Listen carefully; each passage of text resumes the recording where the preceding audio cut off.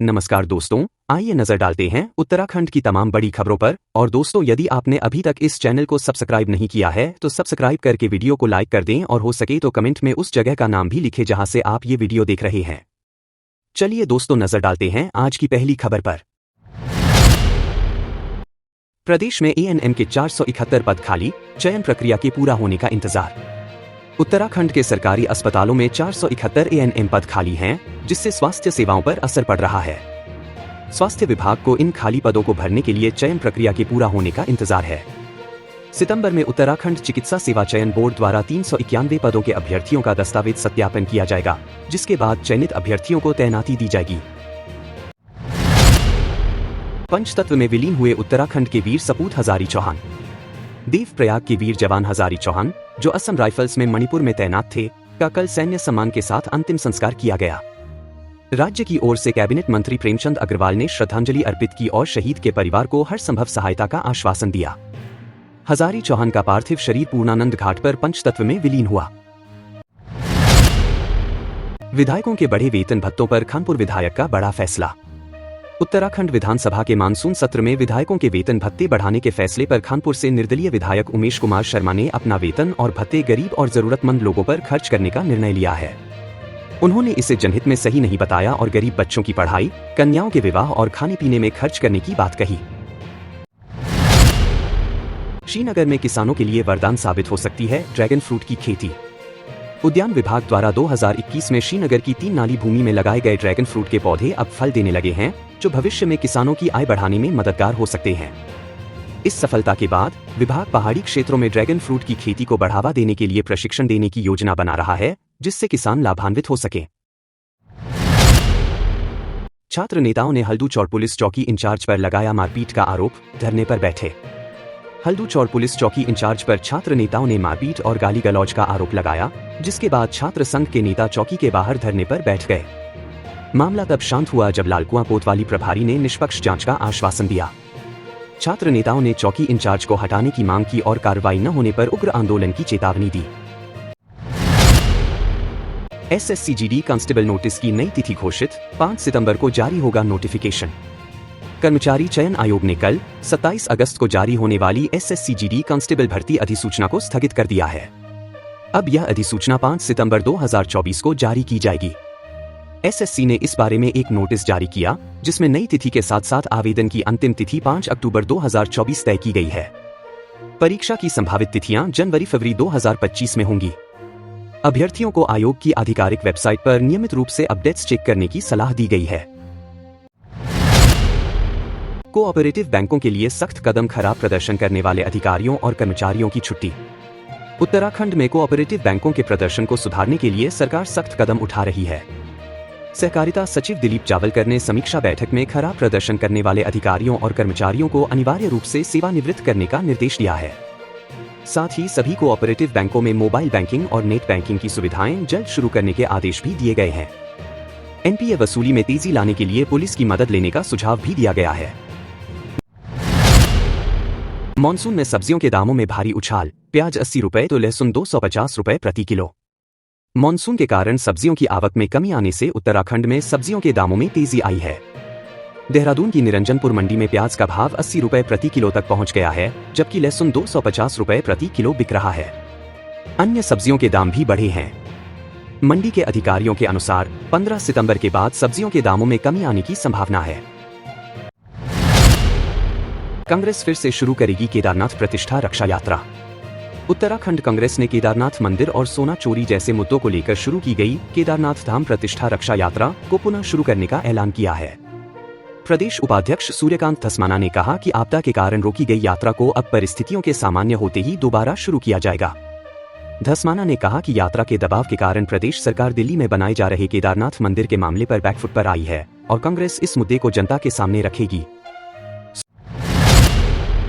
Stock trading के नाम पर साइबर ठगों ने की 43 लाख रुपए की ठगी, आरोपी सूरत से गिरफ्तार।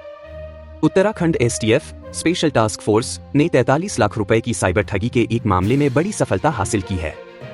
एसटीएफ ने इस मामले में एक आरोपी को सूरत, गुजरात से गिरफ्तार किया है। ठगों ने सोशल मीडिया पर स्टॉक ट्रेडिंग और आईपीओ में निवेश के जरिए मुनाफा कमाने का झांसा देकर हरिद्वार जिले के एक व्यक्ति से 43 लाख रुपए ठग लिए। आरोपी ने एक फर्जी वेबसाइट के जरिए लोगों को अपने जाल में फंसाया। गैरसैंण में मूल निवास और भूकानून के समर्थन में स्वाभिमान महारैली का आयोजन। मूल निवास भूकानून समन्वय संघर्ष समिति द्वारा 1 सितंबर को गैरसैंण में स्वाभिमान महारैली का आयोजन किया जाएगा। समिति के संयोजक मोहित दिमरी ने बताया कि राज्य में मूल निवास और सशक्त भूकानून लागू करने की मांग को लेकर यह रैली आयोजित की जा रही है। प्रदेश भर से लोग इस रैली में भाग लेंगे।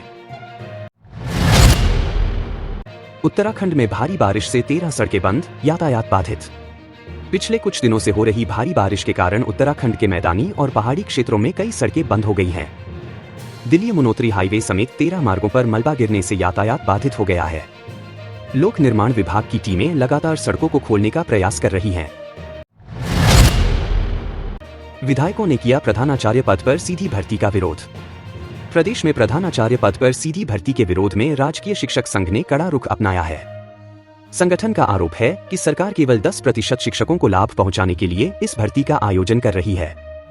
संगठन की मांग है कि प्रधानाचार्य पद सिर्फ पदोन्नति के माध्यम से भरा जाए।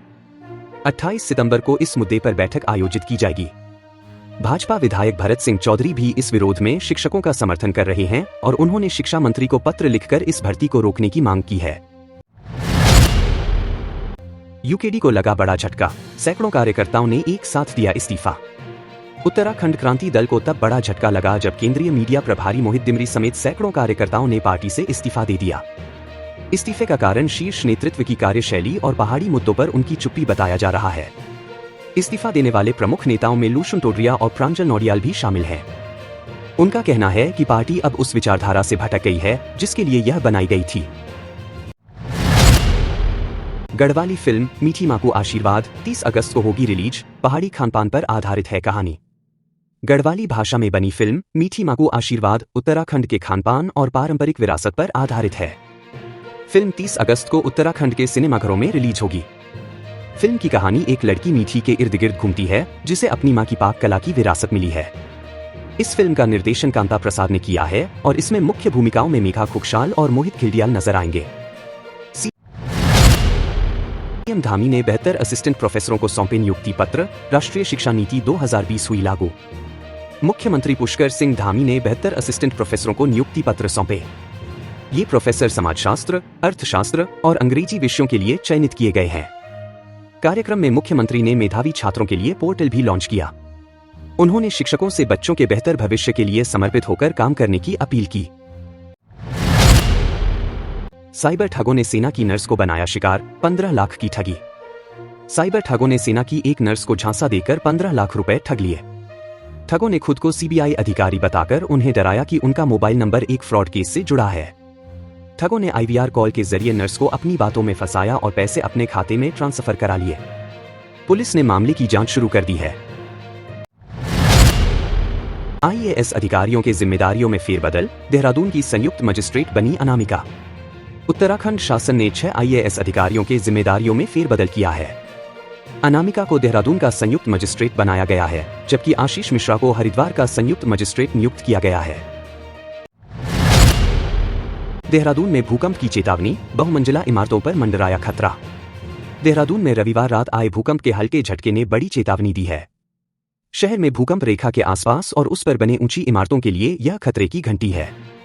शासन ने पहले ही इन क्षेत्रों में निर्माण पर रोक लगाई थी, लेकिन इसके बावजूद भी नियमों का पालन नहीं किया जा रहा है। महिला उत्पीड़न के खिलाफ सड़क पर उतरी महिला कांग्रेस, पुलिस से हुई झड़प। रुद्रपुर में महिला उत्पीड़न के विरोध में महिला कांग्रेस कार्यकर्ताओं ने पुलिस कार्यालय की ओर कूच किया।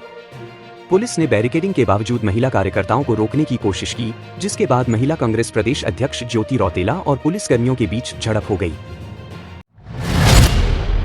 उत्तराखंड के संस्कृत विद्यालयों में कक्षा 1 से पढ़ाई जाएगी संस्कृत। उत्तराखंड में संस्कृत शिक्षा को बढ़ावा देने के लिए अब कक्षा 1 से संस्कृत पढ़ाई जाएगी। हर जिले में 5 संस्कृत विद्यालयों को मान्यता दी जाएगी।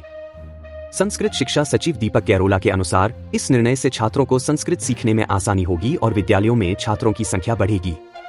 दोस्तों, अभी के लिए बस इतना ही। उत्तराखंड की ताज़ातरीन खबरों और नौकरियों की सूचना सबसे पहले पाने के लिए ओहो न्यूज़ को सब्सक्राइब करें और वीडियो को एक लाइक कर दें। साथ ही बेल आइकॉन को दबाना न भूलें ताकि रोज सुबह आने वाली न्यूज़ वीडियो का नोटिफिकेशन आप तक सबसे पहले पहुंचे।